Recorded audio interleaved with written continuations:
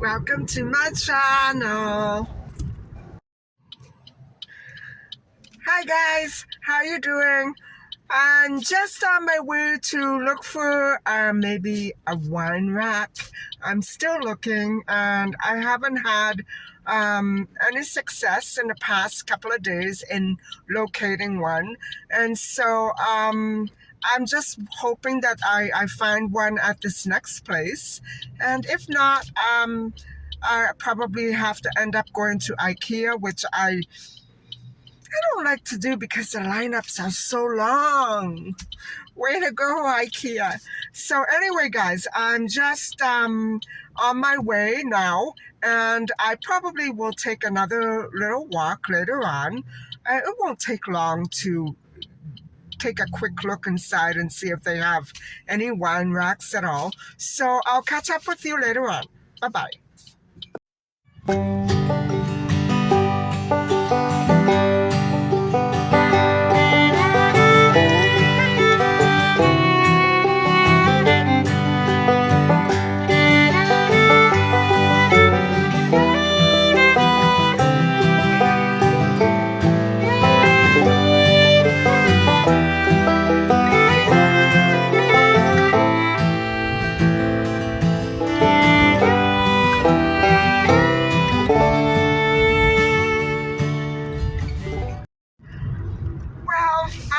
I lucked out at Kitchen Stuff Plus. They had no wine coolers, or racks, I should say, but they did have other awesome furniture there that I have been looking for, only slightly too expensive for me to, shell out. I need 2 of those white wooden stands that I was talking to you about regarding my bathrooms at home. I need 2 of those.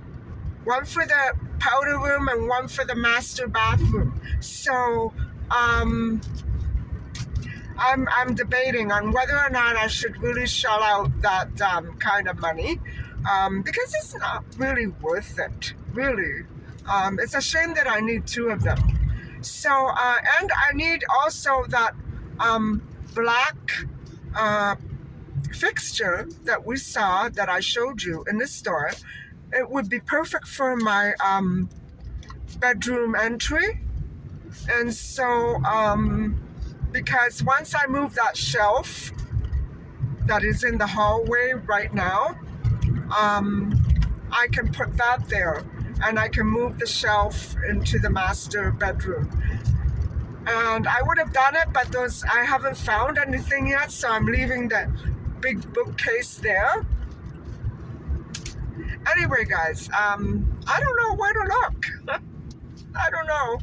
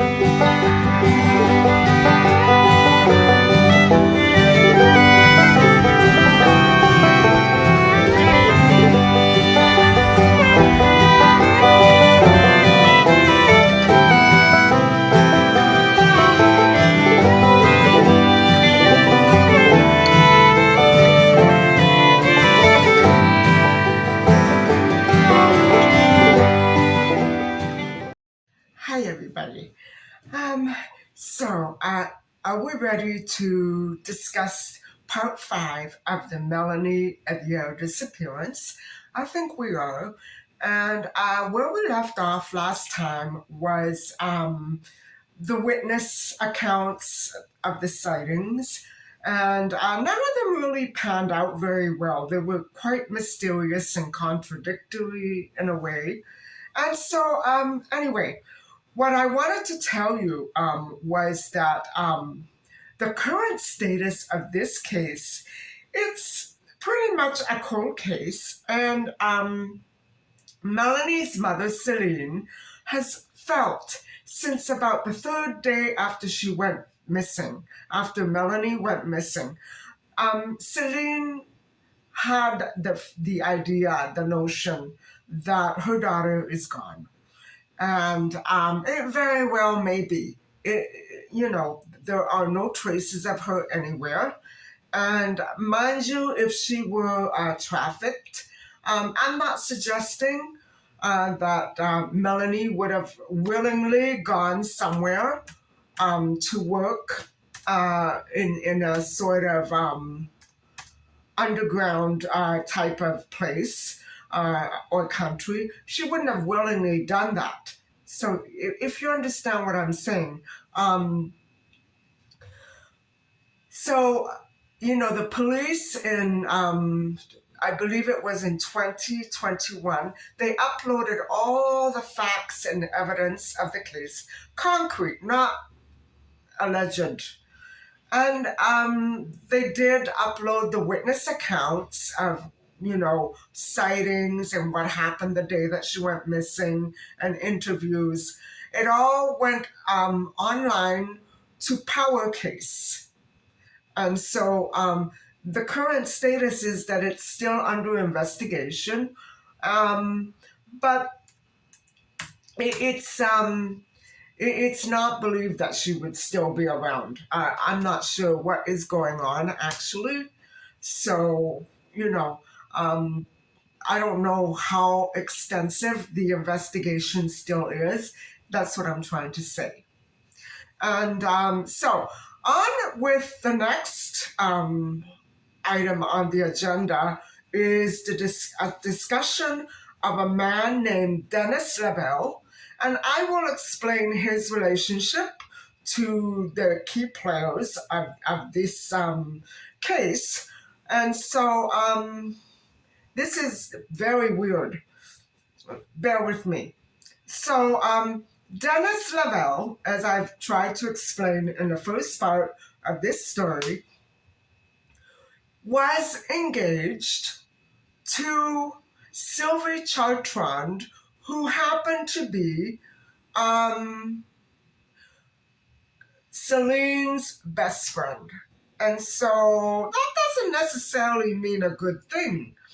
It's not all mom's best friends that get along with their daughters, right? So anyway, this really boggles my mind. So a friend of the Leveille family, Denis Leveille, has been suggested by police as a likely suspect in the case. It does seem as though he might have had something to do with Melanie's disappearance. And so Leveille was in a long-term relationship with Sylvie Chartrand, and they remained in a relationship for 37 years until Denis passed away in 2016. Now, I don't understand why a woman would be satisfied with being engaged for 37 years. That's a long time. They were no longer a young couple, were they? So, Chartrand's son and daughter were close in age to Melanie and Jessie, Celine's children. So it was a nice relationship, I guess, while they were growing up, right? And so, let me see.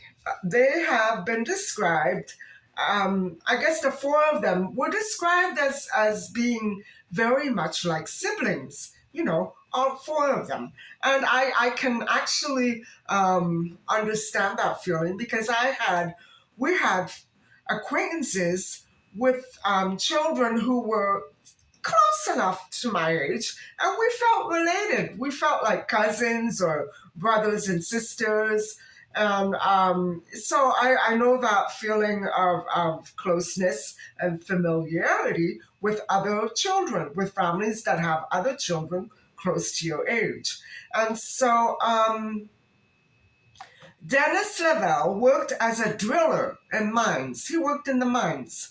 And so sometimes he would leave New Liskeard for as long as 4 months to work in a distant place, such as in the Northwest Territories, Mongolia, Chile, and parts of Africa.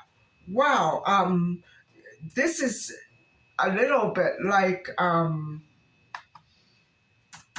I wonder, Melanie's father was African and he worked in the mines too. So there's some sort of connection here. At least I believe that he did work in the mines. And I think that's a fact that I have to check. And because it's been a long time since I did the first part. But I'm almost sure that I recall describing Melanie's father as a miner from Africa. Anyway, so Denis stood about 5'9", and he weighed around, wow, 280 pounds. And so in 1996, he alternated between driving a white or gray pickup truck and his mother's small gray four-door car. I guess it was a compact car. Anyway, wow, that's a lot of cars. Why would you need to drive that many cars in a single year? You know what I mean? According to what Denis told Sylvie, he had been abused by various younger men when he was a child, and they included babysitters, and he was also physically abused by his own parents, who were both very heavy drinkers. And they were, I guess you would call them very negligent of Denis and his siblings. And they left Denis to care for the younger ones. So Denis had been injured in a head-on collision on June 17th, 1990, when his vehicle was struck by a young woman who was driving a DUI. Okay, so he suffered damage to his back, his legs, and feet as a result of the accident, and required dynamic compression plates and a back brace to walk through. And he did so with difficulty. Man, that's sad. That's just way too bad. What a horrible thing to have happened. And anyway, he continued to lose mobility over time. It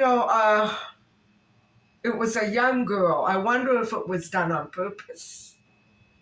Just thinking out loud. And so, although he would be awarded $600,000 in a 1993, that's not much, civil suit, Denis would continue to live with chronic pain and was put on a variety of pain medications, including very lethal substances, which are now off the market, and street drugs. So, yeah, he was really in a lot of pain. I can't imagine what he must have gone through. And anyway, okay. Much of the money that Denis received from his civil suit was invested in a business which later failed. Oh no. And it forced him to return to work in the mining industry despite his disability. Oh my goodness. But why did he do that? Okay, it's got nothing to do with me. On the weekend of Melanie's disappearance, Denis and his stepson, Jason, who would have been Sylvie's son, I'm assuming, told Denis told Sylvie that they were going to be going out of town fishing with Denis's brother and a friend. So Denis later said that this had been a lie and that they had attended a motocross competition in North Bay that Saturday. So he doesn't have an alibi, guys. He really, that alibi is very weak. Because if he lied about it, he doesn't have an alibi. Nobody's going to be able to verify if he was there or not. There must have been thousands of people there. So that's what I'm saying. Okay, so this alibi was later corroborated by Jason in a 2021 interview. Why did they wait? How many years? I doubt that could be corroborated very correctly. Even if Jason has a good memory, what good is it? What good is it? Anyway, it was corroborated. And he also said that his memory of that weekend is spotty due to the trauma of losing Melanie. Okay, so the other friend, Leveille's brother, denied any memory of where they had gone that weekend. He doesn't remember at all. Well, I don't doubt it. That's a pretty long stretch of time to wait before you start interviewing people. Now, I don't know what the situation was, why the police felt that they had to skip over them in 1996 and then go back to them. Why? I don't understand. Maybe it was done and the documents were lost. I don't know, guys. So, the friend of Denis said that he was at a large house party in New Liskeard that weekend, and if he had attended any such competition, it would have been only a day trip, like just for the afternoon or something. So nobody remembers. Poor Melanie.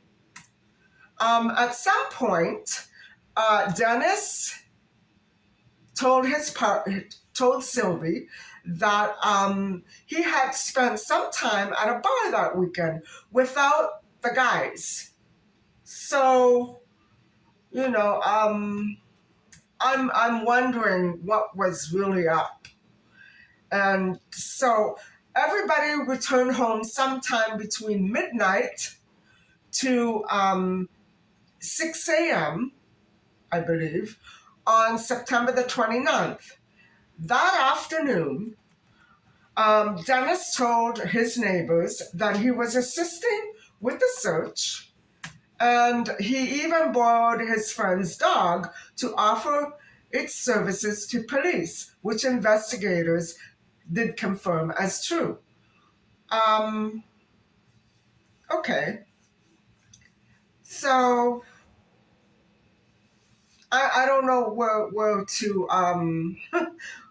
where to leave this. I don't know how to take this because it does seem like he did try to cooperate with the police. But then again, so did Calvin Hoover, right? He searched for Christine. So the day after Melanie was reported missing, her grandmother had a really weird encounter with Denis when he came into Melanie's house, went to the basement and smoked a cigarette which the grandmother, of course, considered extremely odd. Don't forget, it was the grandma's birthday, and they were waiting for Melanie, or they were probably still waiting for Melanie. So this must have been Monday-ish. So she did consider that very strange because he had never ever been there before down there. He just walked in and went down there. I would have said, hello, get the heck out. Um, so I'm not sure if Sylvie was there. Now, if Sylvie wasn't there, it would indeed have been extremely strange. But maybe Sylvie was there as well. I'm not sure. So, Celine never allowed smoking in her home anywhere. And so, 3 days into the investigation, Denis commented to the grandmother that the person who had harmed her daughter, wait a minute, her granddaughter. See, this article has quite a few typos in it, and I'm struggling. So, the person who would have harmed Melanie would have had to have been very strong, as she was capable of defending herself. And to prove this point, Denis showed the grandmother deep nail marks on his arms, like from here to here, which he said that Melanie made while they were play fighting.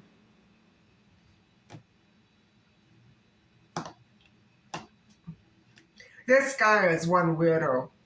You could tell he's really heavily medicated on some sort of pain medication, and it could be that is why he was saying and doing weird stuff. And so, anyway, at this point, Celine, Melanie's mother, became very suspicious of Denis. And according to his own version of events, he had gone out of town on the Friday before Melanie disappeared and only returned after she was reported missing. Oh, well, we don't know that, do we? Nothing was corroborated very properly. Jason's memory failed him, and so did everybody else's. And so, what a mess of a case, huh? And he tried to make it, Denis tried to make it sound impossible for him to have seen Melanie on that early morning when she visited Sylvie. So this is what I'm saying, guys. Back to one of the theories that I tried to give you was that we only have these people, this couple's account. We don't know if it's the truth. I doubt. I doubt it's the truth. Maybe it doesn't indicate guilt, but to me it indicates falsehoods and things that are being covered up, and maybe something else is going on, and he didn't want anybody to know. I'm not sure, but something is very wrong about the Sylvie and Denis couple. Something is off about them and what they told the police. And so Denis later told Celine that he had seen Melanie working as a stripper in in a nearby place, though he was later found to have been, it was another black lady who bore a very fleeting resemblance to Melanie. So this is what I'm saying. To me, this also seems very racist because if you know somebody very well and you care about that person as a human being, you're not going to mistake them for somebody else just because of the color of their skin, right? So, anyway, in the years that followed these police interactions, Celine distance her family from Denis and Sylvie due to her suspicions. Well, bravo, because I think that they're the culprits. And so on two occasions, he called Celine while in a hotel room threatening suicide. Man, this guy, he had problems. And so on both, remember Calvin Hoover? So on both occasions, Celine attended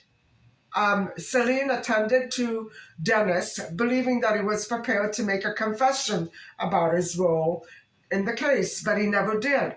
Oh, so that's good thinking, Celine, good thinking. Um, Too bad he didn't. Other people who knew Denis also voiced their doubts about the scratches on his arm, which they were quite long and they were deep. And so after Melanie disappeared, on the afternoon after Melanie disappeared, um, Sylvie said that she had made them while they were play fighting and that she couldn't understand when they would have seen each other. So the way it's worded here, I'm not sure if Sylvie is saying that she was play fighting or Denis was play fighting, but they both came up with the same story. So it does seem as though they had a chance to get together and lie, figure out these lies. I'm not saying, but they did have that opportunity to get together, this couple, and get those stories straight. Because Melanie did visit Sylvie on the last morning of her life, right? So something had to have happened during that visit. I don't understand it. So anyway, wow, guys, this doesn't sound right. I think these two characters are involved. It just seems that way. I could be wrong. I'm not saying that they were involved, but it sounds like they were. You know what I mean? So the marks did look very fresh, and so that would have been just a couple of days after Melanie went missing. So later that day, the last day that Melanie was around, Denis told his neighbor that the marks were caused by him. Actually, this is the day after Melanie went missing. That he told his neighbor that he did that to himself while he was looking for Melanie in the bushes. Oh, God. Come on, Denis. Come on. How transparent can you be? And so the neighbor told the police that at the time she assumed that the wounds looked to be about a day or two old. They were fresh but healing. And so they were just beginning to dry up and form a scab. So this neighbor did believe that they looked like they were caused exactly by nails. And so neither of Denis's children believed they ever witnessed him play fighting with Melanie. And I don't think she would have put up with that either. This is BS, guys, BS. Denis is in his own world. He was in his own world when he told the police all this. It's very hard to check on a story when a person is so strung out on pain medication for his injuries, and plus he's not around anymore. He passed away in 2016. Still, the police did not do a thorough enough job at the time, and so that's too bad. It's too bad that all that time passed and nothing came of the investigation. And so Denis had a long history of making, okay, guys, I'm going to try to pretty this up. Um, Making attempts to establish friendships, inappropriate friendships with minors. And he really went all out. Though not everybody in his life was aware of that kind of behavior. I guess nobody with a daughter, right? Um, Nobody without a daughter, I should say. So Sylvie was aware of at least a few occasions, and why the heck was she with them? Was she the same way? I have to ask, right? Um, he did do this also to his daughter. What was his daughter? His stepdaughter's friends, Sylvie's daughter. And so, oh my God, this is really hard. And okay, so some people did know that he was like this. It's criminal, guys. And so, Denis's best friend later told media that he had warned his friend not to make. He told Denis, don't do that towards teenage girls. And later in life, Denis would occasionally, while under the influence of drugs and alcohol, mention Melanie and another girl with a weird name, saying they'll never find them. Guys, this person, I don't understand why the police let him through their fingers. Why?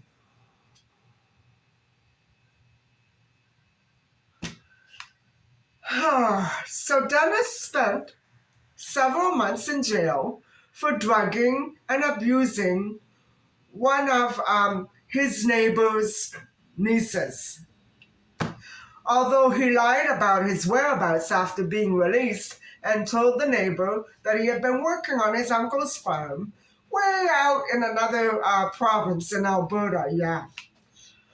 So a friend later told police that on one occasion, when Denis spotted an unfamiliar colored girl in town, he commented that he had an affinity for that kind of activity with certain kinds of people. Very racist, right? I'm trying to keep this very pretty. So bear with me. I guess I should develop some sort of code, but I don't like code. I don't believe in it. I think it's rude. I think we should all speak in the language that we were taught to speak in and forget code, right? You want to say something, just spit it out. So, Stephanie, Sylvie's daughter, that was her name, Stephanie. And it was Stephanie's friends that Denis went after. So Stephanie said it was a very apparent to me that he was a predator. And so for underage girls, not for women in general, but for underage little girls. And as a teenager, she would have had to check in on her friends to be sure that they made it home. Well, guess what? Melanie never made it home. I guess Stephanie never even... Oh, God. This sounds awful. I think it was him, guys. I think it was him. I really do. And so, to worry about your friends because of a parent or a step-parent, no kid should have to go through that. No adult should have to go through that, right? And so Sylvie went on to say that no less than six of her own girlfriends came forward to describe Denis as harassing them, groping them, grabbing them, assaulting them. At least one of the girls Dennis harassed was aware of other girls he abused before she herself became a victim. Now, guys, I'm going to stop here.